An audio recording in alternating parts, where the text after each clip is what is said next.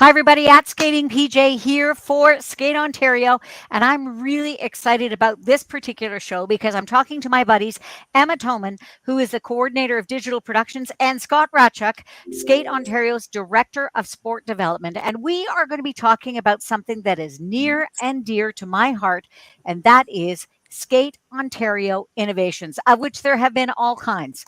So I'm going to talk first about one of my innovations, and then I'm going to bring you two in as to what you think is the importance of continuing to innovate. So, this coming season, we have decided to launch a program called Skate Ontario Reporter, and it's easier to read and harder to say. But anyway, the idea is that we were going to be looking for reporters and storytellers from across the province who were going to be able to bring all kinds of fresh stories about Skate Ontario skaters, Skate Ontario skating, and we have had just a bumper crop of applicants, and we're halfway through our training. So look for some fantastic blog posts that are going to be coming to you soon.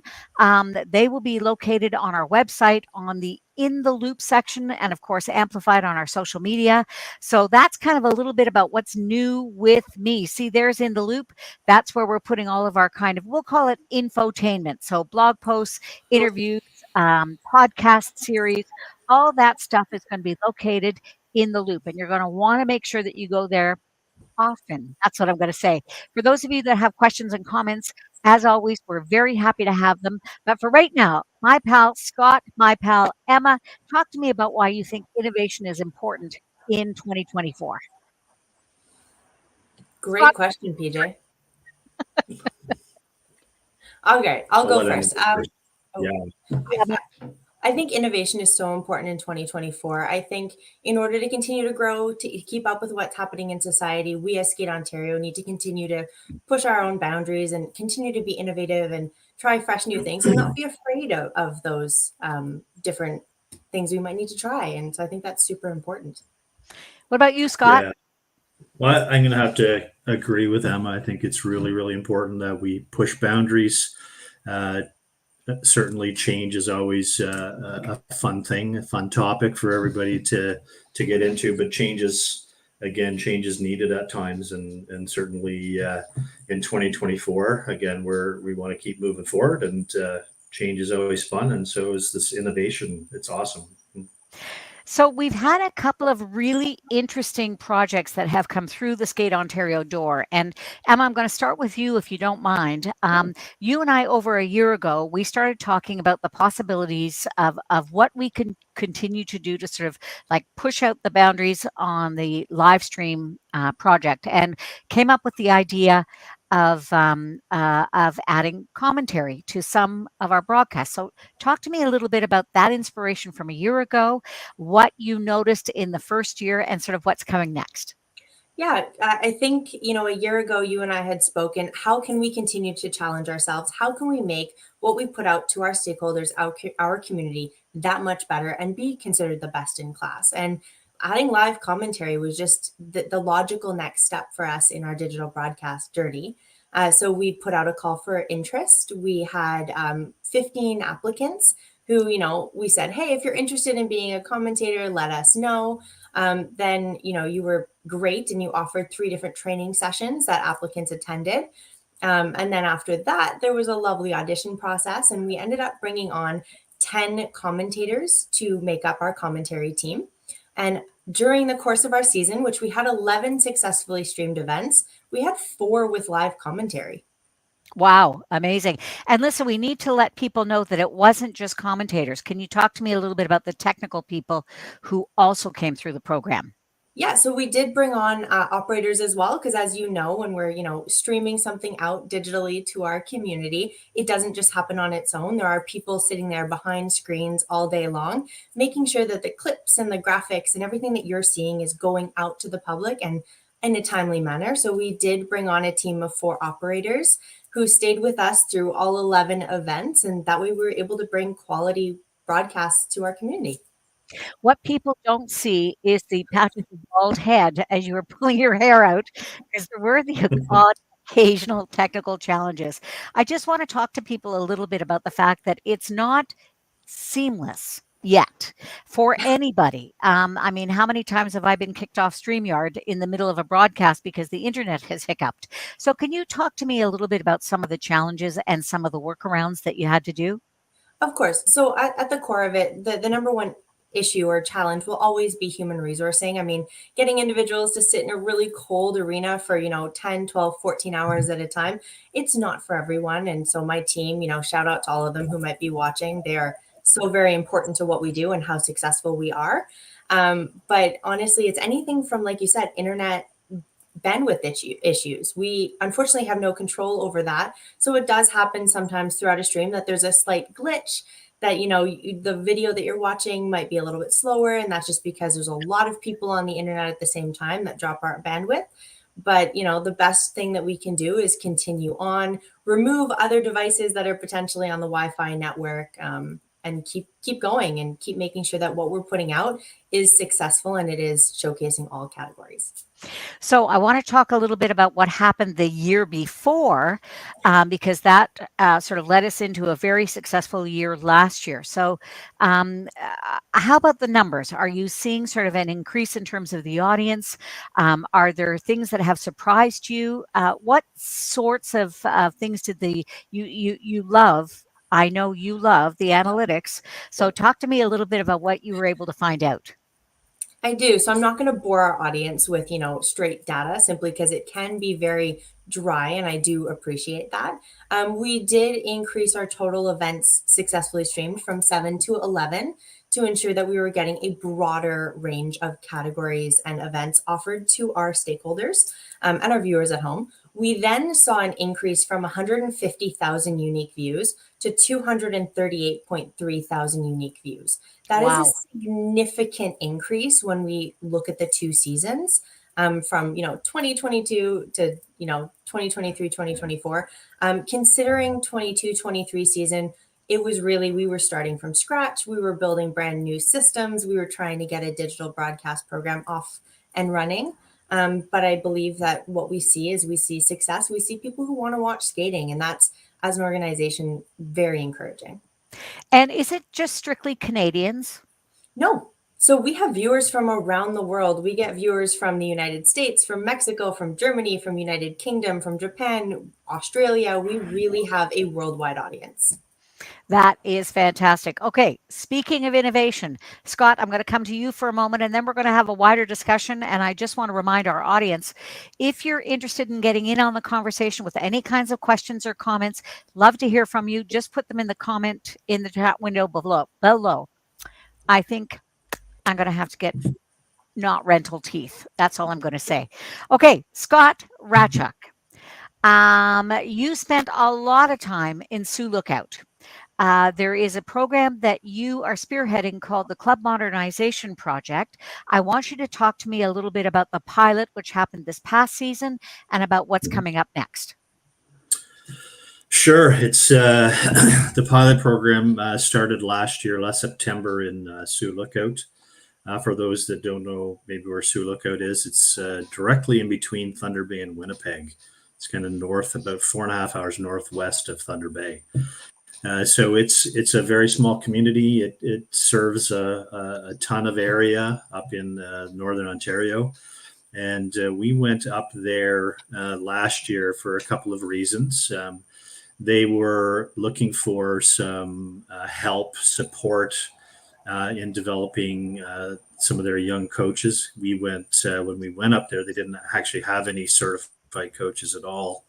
When we walked in kind of the door in September last year, and we ended up getting 6 young people, and I'm saying young people. The oldest one is 21 years old.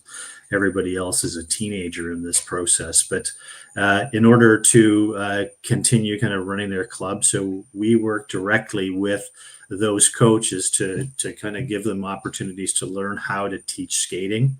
And like, we didn't teach the skaters how to skate. We worked with the coaches who then worked with the skaters on how to skate. And not only did we do an on-ice component, but we did a very large off-ice component as well. We did a physical literacy development program with them. And that turned out to be extremely positive and extremely successful for the athletes that were participating in that. So tell me, when you're talking about taking these young people and teaching them how to coach, I'm assuming they were all skaters. Am I assuming correctly? Yes, Okay, yes, they're all terrific. skaters at various different levels. Absolutely. Okay. So yeah, And then they did have some skills. Absolutely. and then I understand that we've got a little bit of a video that was taken up in Sioux Lookout. So let's just have a look and then we're going to talk some more. Awesome. Yeah, so over the course of the year, we've noticed our skaters just improve with their general skating basics, especially when it comes to control on the ice. We've also noticed increased physical literacy off the ice, many thanks to our off-ice programming. Yeah, and the kids just work really well together. They're very supportive of each other. And the joy of skating has really returned for them, which is so exciting. Wow, that is absolutely thrilling. So, what kinds of things did you find? Like, where were the gaps in the information?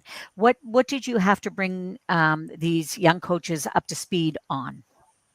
Well, the big thing we worked on with them and really what the pilot program is really about is having club coach, board members, etc., all working together as one team, one unit. So the coaches are again a true team. So there's no your skater, my skater in this club and in this program at all. It's again the all the skaters are kind of working together with all the coaches that are in the program. So whoever's on the ice that day will work with everybody. If there's 2 or 3 coaches on the ice, and they work with everybody as well. So it just turns into a really excellent community environment, and it feels like it's really it embraces everybody that walks in the door. And then there was also some support, I understand, for the club framework itself. So, what did that look like? The club framework again is just helping them with things like scheduling and working with the board as well. So the board and the coaches together. I think what we ended up doing in particular is take a lot of the work and stress off of those volunteer board members, and the coaches embraced kind of the role they had in scheduling and making sure the on ice component was taken care of and the off ice piece, the physical literacy piece, was taken care of, and really the board itself then could focus on the business of the club as opposed to trying to make sure all of the components work together. Well, and I guess what people don't know maybe is that one of the things that you highlight is the fact that the skating club can be a bit of a cornerstone in the community for community life and for what happens to young people. How were you able to measure your success? And then I'm going to go back to Emma, but I'm coming back to you, Scott, to talk about what's next. But I want to know how you measure success from last year. Well, measuring success, we did a couple of things. We did some actual athlete testing. So again, just to see what kind of skill sets had improved. So when I talk about athlete testing, it's more of our physical literacy piece. So testing their speed, their power, their flexibility, etc. Like those things were tested to see again, did the stuff we're offering help in their development, etc. We are looking at retention numbers and is this program something that again will be sustainable over time? So again, like people that kind of show up on a daily basis, is it one of those hit miss things? It turned out to be again very successful as far as kids wanting to participate on a regular basis. Actually, most of them were very disappointed if they happened to be sick this year. So it was always really exciting. Every time I went up, you could see, like visually see the improvement in the kids, and the confidence in them was unbelievable. The difference from day one to the final end of the year. So they're heading into year 2 of their program. This is a 3-year program for any club that's in the pilot program, but they're heading into year 2 now. And I'm so excited to see kind of where we're going to end up by the end of this year. So confidence on the part of the board, and what they have to do. Confidence on the part of the coaches, because you give them information and you give them training on what it is that they need to be doing, and then confidence on the skaters. I mean, talk about Yes. win, win, win. Yeah. Emma, I'm going to come back to you for a second while Scott rests. And we're going to talk a little bit about what's going on for live stream. So you said you streamed 11 events last year, 4 of which had commentary. What's in your bag of tricks for this year? Well, I'm glad you asked. The biggest rollout for the digital broadcast team, besides just the fact that, of course, we're going to be bringing more events and more quality events to you guys, it's more the fact that we've actually come up with our very own broadcast site here at Skate Ontario. So what that means is you don't have to go to a third-party site anymore to find our content. You can go straight on to our Skate Ontario website. And then at the top right, which you can see on your screen, there is the broadcast site. You just click on that. It brings you to our new location for all things digital broadcasting. So upcoming events, live events, and any recordings that we have as well. What's been so exciting too about the whole live streaming is the fact that we've been able to integrate our fantastic sponsors, not only on the sponsors reel, which happens during the Zamboni ice make, but also from time to time, yours truly has been able to interview people and have it integrated within the broadcast. So is there more of that that's going to happen, do you think? Are you still looking for commentators? Tell me about sort of making that a much broader program. Of course. So yeah, our sponsors, our partners are so important to us here at Skate Ontario. And of course, we have done some stuff in the past, and I do hope to do a little bit more of that in the future, kind of make it a little bit more engaging with our partners and our sponsors, not just an ad reel every once in a while. But yeah, we are always looking to add to our team, both from an operator technical side as well from a commentary side. So please, for those of you watching at home, keep an eye out. We will be posting a bit of a call out to encourage people to come and join our team. We're always looking. And Vincent Van Goat is certainly part of our team. If we go back to that image, see, he's pushing all the buttons, although not very accurately. I've got to tell you, Emma, we've got to train some more. We got to give Vincent some more training time, I believe. Got to bring him a little closer to the stream deck so he can actually reach the buttons. That's right. Now, can we talk a little bit about the sophistication of the system? We just looked at, that's not generic equipment that we just saw in the photo. What is that? What are we looking at? Yeah, so you're looking at a bunch of different pieces of equipment in front of you. So we do use what's called network television broadcast quality equipment. So we do have a computer that's loaded with our streaming software, 2 monitors that allow us to look at the streaming software as well as our white player, so the broadcast site. And then we have our stream deck, which is easy for our operators to use. And they just, press their buttons to capture the replays, put up the titles, make sure that everything is going according to plan. Fantastic. I think that we've got a question that's just come up that this is from Megan Alyssa. How can we rewatch the streams if we miss an event, especially going forward into our broadcast site? Can you talk about that a little bit? Absolutely. So all recordings are linked into our broadcast site. So they are available there. You just click into our broadcast site. On the left-hand side of the screen, once you're on the site, which is free and available for all individuals, there's no fee. It's absolutely open to everyone. It's for general use. They just click on the broadcast, and then from there, they'll see the list of all of our recordings, and they pick the one they want to watch. And I want to just reiterate that as far as the streaming is concerned, and also as far as Skate Ontario Reporter is concerned, these are not volunteer opportunities. These are actually paid gigs. So if you are looking to sort of try your hand at being a sports reporter, or you're looking at trying your hand at becoming a commentator, you can do so and build up your own sort of demo reel by doing what we all love, which is talking about skating, writing about skating, sort of being about skating. So I just want to let everybody know that this isn't volunteer. This is for real. and we just are having so much fun doing it. So I can't wait to get into year number 2 for that and year number 1 for the Skate Ontario reporters. Okay, Scott, it's now your turn. There's a great question that's just come in for you, and I think we'll start there. How difficult is it in the evaluation regarding the eating habits and nutrition of these new skaters? Are parents understanding of dietary requirements of their little athletes? I would say at certainly the entry level that we're talking about with these kids, meaning our fundamentals and learn to train stages of development, they're really looking at nutrition as kind of what their own eating habits are like at this point. Again, we don't have access to them that often to dive heavily into that.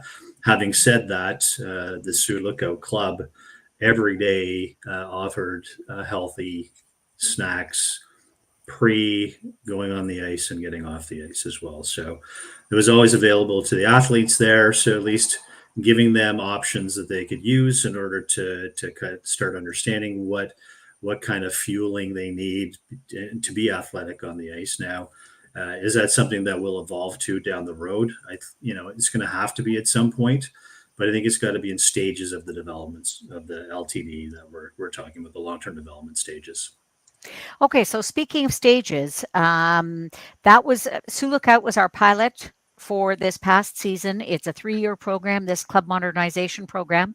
So what's happening this season? You put a call out for clubs to apply, and you mentioned to it. You alluded to it earlier. What did that look like? And tell me about that.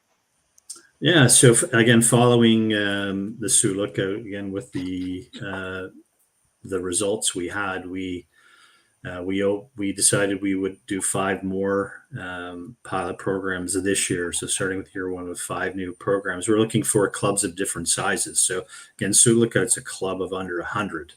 So we had a call out for applications in May for clubs that were, again, some under 100. We wanted 1, 2, or 3 between 100 and 300. A club or 2 above 300, and certainly a club that was 500 plus, so one of our larger clubs.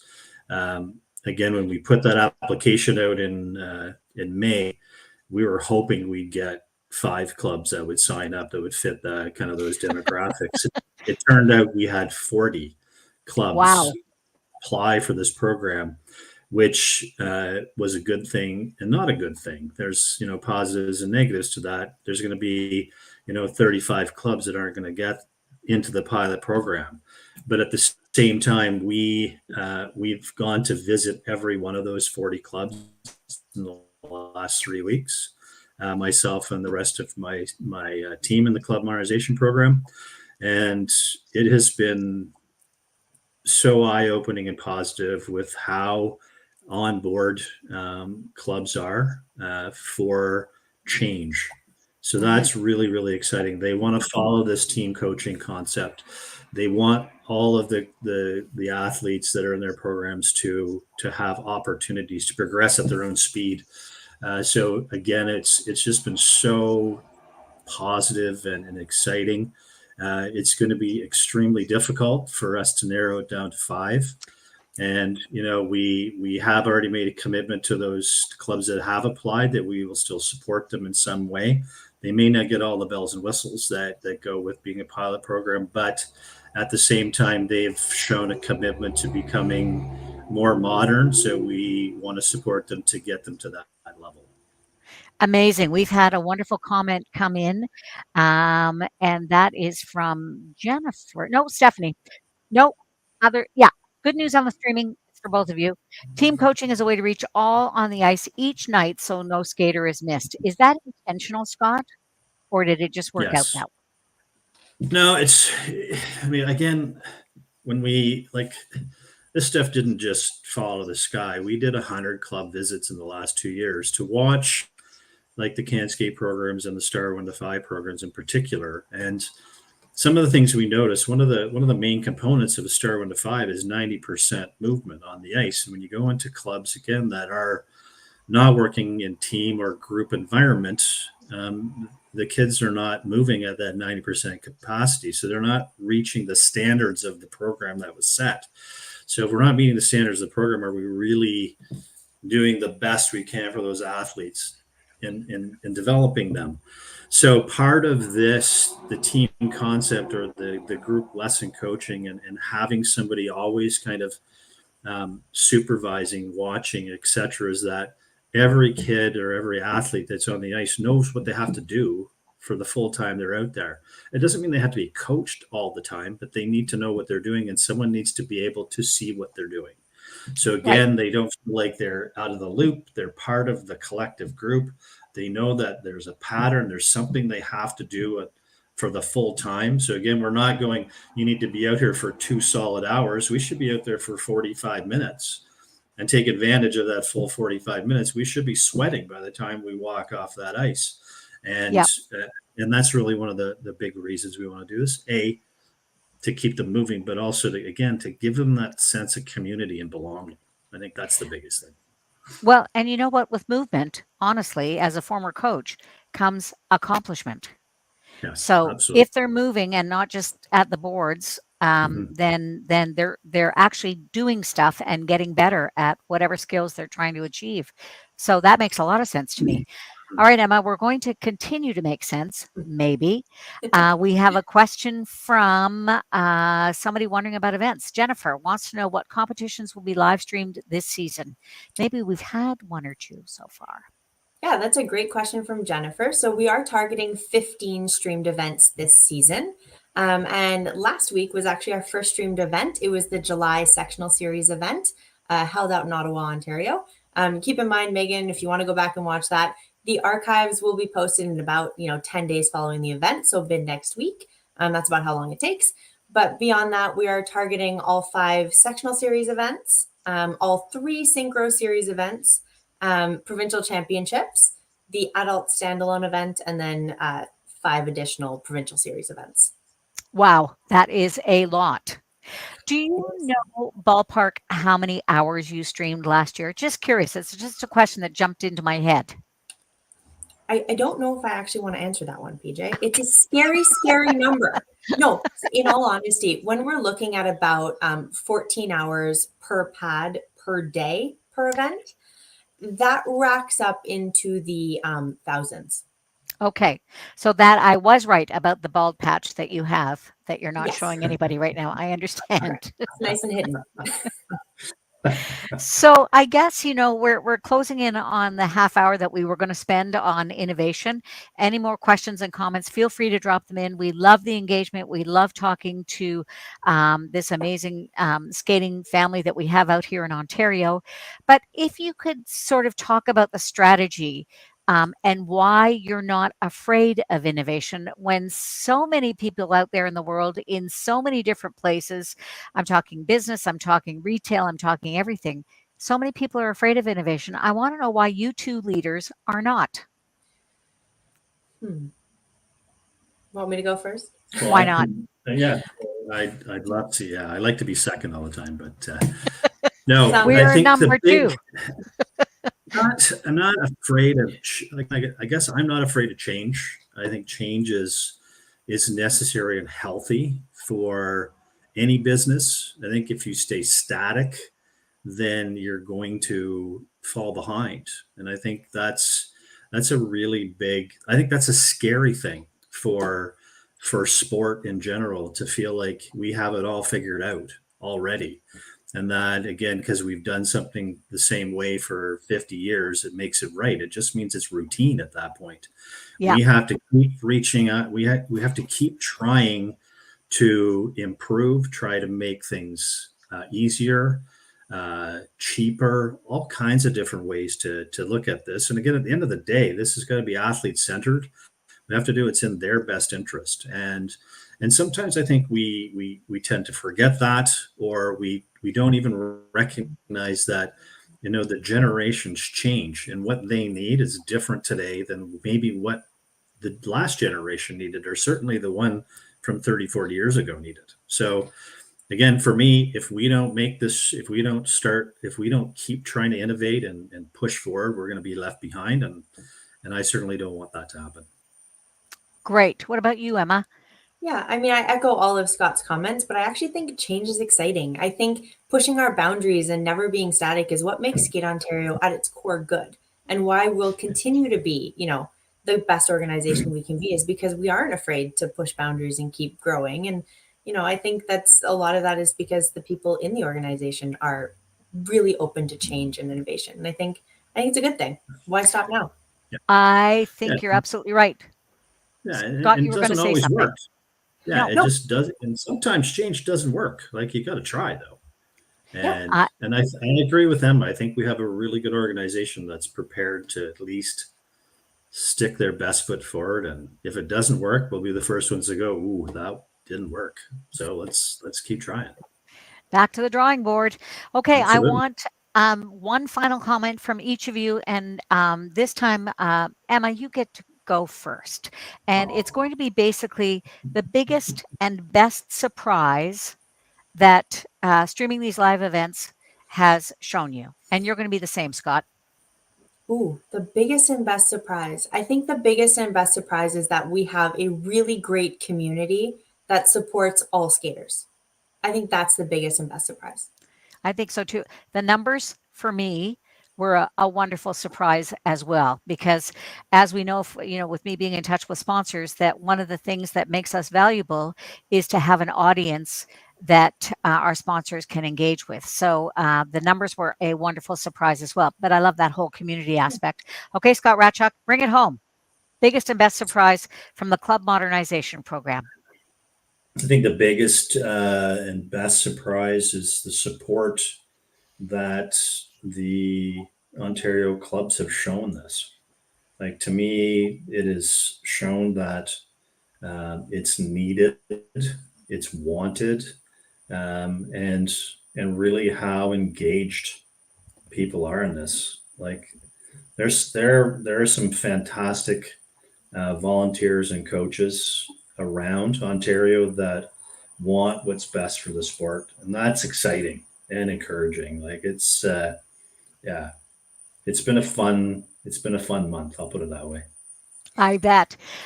So pretty soon there's going to be an announcement at some point about the upcoming season. Emma for your schedule, Scott for the clubs in the club modernization program, me for the Skate Ontario reporters. If you've got a great story that you want to share with us, just be in touch with us, communications at skateontario.org, and we will get you hooked up. So I want to thank Scott Ratchuk and Emma Toman and for joining me today. I'm PJ Kwong at Skating PJ, and we'll see you soon. Bye for now.